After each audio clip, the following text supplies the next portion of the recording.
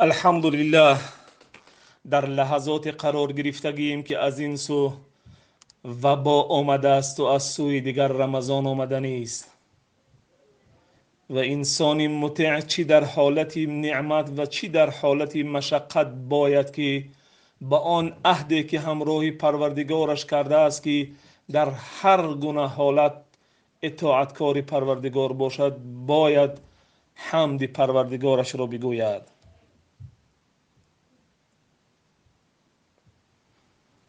این لحظاتی که گذریش از نعمت شد و دوره گذریش از مشقت است، ما بندگان یک زندگی عادی نداریم. همان گونه که سنجش های خداوند نیز در این ایام عادی نیستند، بلکه سنجش های خداوند سنجش های مصیبت آمیز هستند که توسط وبای عصر، توسط بیماری ها، توسط مشقتی های اقتصادی ما سنجش کرده می شویم و باید در هر حالت حمدگوی الله متعال باشیم. پیامبر الله فرستاده از جانب پروردگار عالمیان به سوی ما را در این ایام مشقت تذکیره داده است که هر صبح و هر شام باید معوذتین سوره قل اعوذ برب الفلق و قل اعوذ برب الناس را بخوانیم و اینچنین هر یک شب دو آیه سوره بقره را باید بخوانیم و اینچنین هر روز دعا بکنیم بسم الله الذي لا يضر مع اسمه شيء في الارض ولا في السماء وهو السميع العليم. چهارم، هر روز باید دعا بکنیم این دعا را که اعوذ بکلمات الله التامه من شر ما خلق. و بالاخره حصه پنجم این دعا را بکنیم که اللهم انی اعوذ بک من البرص والجذام والجنون و سیء الاسقام.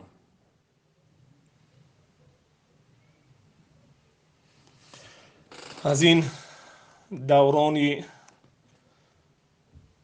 که تحت سنجش های مصیبت آمیز پروردگارمون قرار گرفتگیم، باید توصیه های پیامبر الله که بر جانب ما فرستاده شده است و این نصیحت ها و این وصیت ها و این توصیه ها به خاطر ما مدعیان امت محمد است، باید از این تذکیره های پیامبرمون استفاده ببریم و هر امکانات را که داریم از اون استفاده ببریم تا سبب پهن شدن این وبا نگردیم.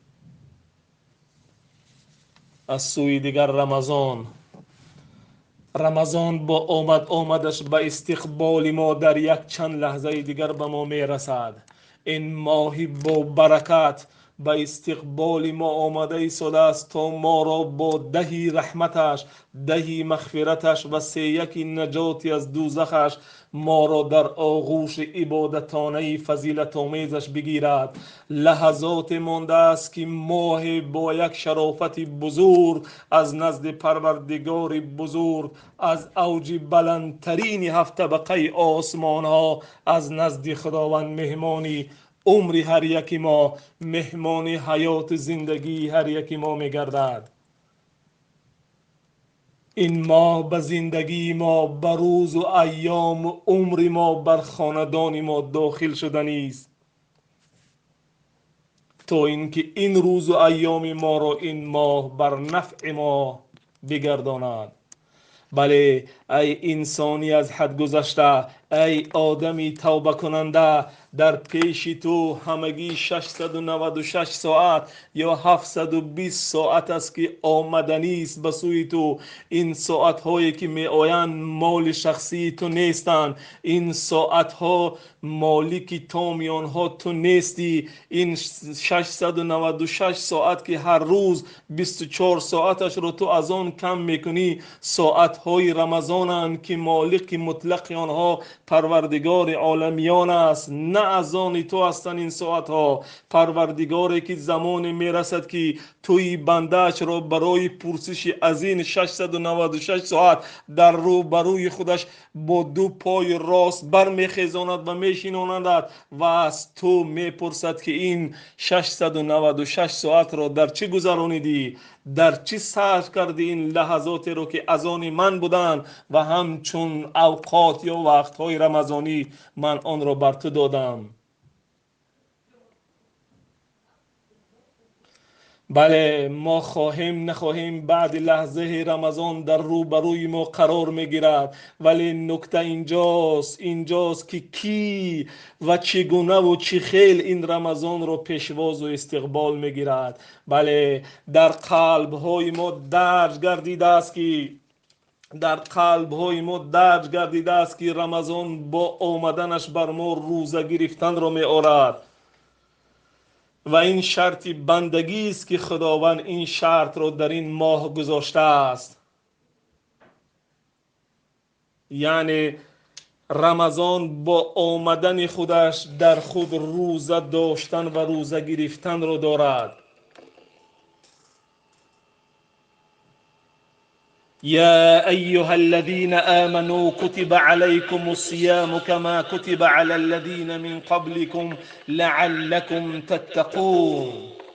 این شرط در قانون خداوند تحت رقم 20183 ثبت گردیده است و هر مدعی در این دین ناوابسته از مذاهب و سلوک و رویه هایش باید از این قانون همان گونه که از همان گونه اطاعت بکند. خداوند نگفت که کتب علیکم الصیام کما کتب علی الذین من قبلکم لعلکم تذکرون الفقراء. خداوند نگفت که من روزه گرفتن را بر شما فرض گرداندم تا اینکه شما فقیران را یاد بکنید، بلکه خداوند گفت یا ایها الذین آمنوا کتب علیکم الصیام کما کتب علی الذین من قبلکم لعلکم تتقون. ای اهل ایمان، من روزه را بر شما فرض گرداندم چنانه که بر اهل پیش از شما نیز این روزه فرض گردانده شده بود تا آنکه شما تقوا کنید. خداوند نگفت که لعلکم تذکرون الفقراء تا آنکه شما کمبغلان رو، ناداران و گرسنگان رو به یاد بیارید. نگفت که روزه بگیرید تا حالت گرسنگی فقیران و کمبغلان و ناداران رو به یادتان برسد. اگر چنین می بود پس چرا بر کمبغلان بیچاره نیز این روزه گرفتن فرض شد؟ یا اگر توی بوی سر، اگر گرسنگیت در این یک ماه، آیا گرسنگی 11 ماه فقیر و نادار رو به یادش میاری؟ گرسنگی همیشگی او رو در این یک ماه حالت گرسنگی او رو به یاد میاری؟ و آیا این منطقانه است که برای فقیر نادار و گرسنه چه اهمیت دارد که تو چقدر گرسنه میستی؟ برای او فایده تو این است که تو بره و آن فقیر را سیر بکن تا اون نیز حالت سیر بودن را حس بکند، نه اینکه گشنه بمان و تو حالت گشنگی اون را حس بکن. از این حس کردن گشنگیت برای فقیر چه اهمیت دارد؟ چه تحویل و چه تحریف کردن این در ناخنک روشن فکران؟ چگونه توانستند که در احکام خداوند معانی کلام خداوند را تحریف بکنند و حکمت از روزه‌داری را نه در تقوا داشتند بلکه در دیگر چیزها دیدند و این را برای مسلمانان باز پهن و هم نصیحت کردند. و دیگر این که خداوند متعال در این کلامش در این یگانه جایی که فرضیت روزه‌داری را بر ما امر کرد بر ما نگفت که کتب علیکم الصیام کما کتب علی الذین من قبلکم لعلکم تشفون من الامراض. نگفت که روزه را من بر شما فرض گرداندم تا اینکه این روزه گرفتن سلامتی شما را بهتری و بهی ببخشد. نگفت که روزه بگیرید تا آنکه شما از کسلی ها شفا یابید. متحرفین و متحولین معانی کلام خداوندی در صورت علمای دین چه مثال های برای مسلمان ها آمدند و زدند و حکمت روزداری را در طبابت و معالجه بدنهایشان دیدند. و این رأی و نظر علمای اروپا و پروفسورهای کمبریج و استادهای اونیورسیته آکسفورد و عالمان امریکا را برای مسلمانان همچون یک نصیحت و عبرت و الگو بیان می‌دارند.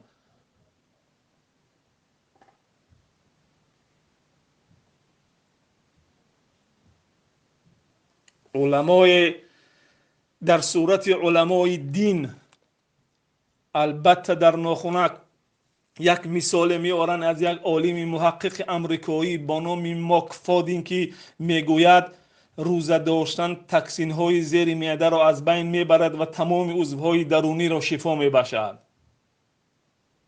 این علمای دین البته در ناخونک برای مسلمانان نظریه های عالمان اروپا و امریکا را پیشبری میکنند تا خودشان انا همون علمای را نظریه همون علما را که انا همون علما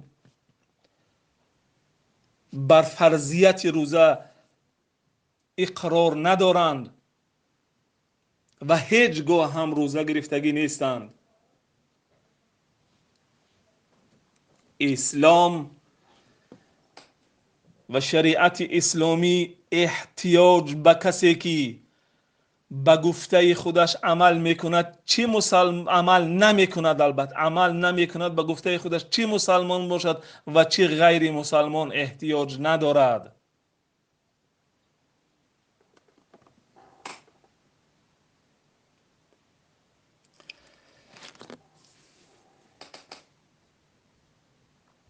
چی رسد که ما امروز بیاییم امت را عبرت و نصیحت از رأی و نظریه های علمای بکنیم که تصدیق فرضیت روزه را ندارند و نمیکنند و کردنی هم نیستند. بگیم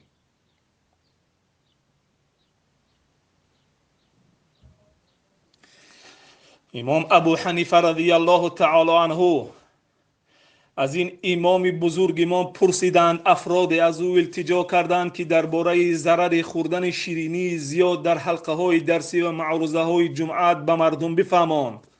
مدت زیاد گذشت ولی امام ما در این باره دهان با نکرد. با گذشت 40 روز بیان ضرر شیرینی خوردن شیرینی زیاد رو نکرد. بعد از گذشتن 40 روز بیانش کرد. پرسیدندش که چرا سری وقت درباره ضرر خوردن شیرینی زیاد معروضه نکردی؟ امام متقی ما چنین جواب داد، گفت زیرا خودم شکر میخوردم.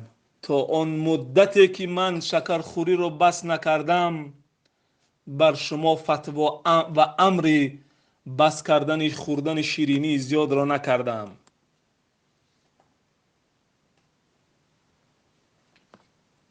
این است الگو، این است نصیحت که باید از آن باید بگوییم.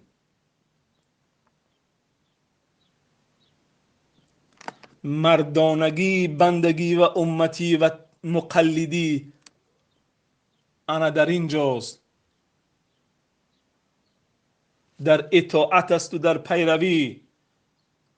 ببین که در اکثر موارد خداوند هر آن چیزی را که افلاس و پلید و ضررآور است برایت حرام میگرداند، برای همه حرام میگرداند. ولی در رمضان آن چیزی که حلال و تازه و پاکیزه است از دمیدن صبح تا غروب آفتاب برایمان حرام میگرداند. این تحریم های حلال ها و پاکیزگی ها به خاطر چیست؟ به خاطر زیاد کردن تقوای در تقواست، تا اینکه توی بنده مسافه ها از حرام دور باشی. این تحریم ها از این پاکیزگی ها به خاطر گرسنه ماندن و تشنه ماندن نیست. هیچ گرسنه روزدار نیست مگر اینکه در آن گرسنه بودنش اطاعت نباشد. الله متعال احتیاج به گرسنه ماندن و گرسنه بودن ما ندارد، بلکه امر الله متعال در این گرسنه بودن در اطاعت بودن است. اصالت بندگی این است که قانون خداوندت را به تحویل و تحریف و به چون و چرا اطاعت بکنی. چون خداوند گفت لعلکم تتقون، چون خداوند گفت کتب علیکم الصیام کما کتب علی الذین من قبلکم لعلکم تتقون. پس باید مراد از روزه داشتنت تقوا داشتنت باشد، نه حکمت هایست ساخته شده و بافته شده. استاد مرحوم تاجیکستان محمدی قمسنگیری لحظات آخر عمرش وقتی روزنامه نگار از او پرسید که چی وصیتی برای مردم تاجیکستان میکنی، دامولا در یک کلمه جواب داد و گفت تقوا.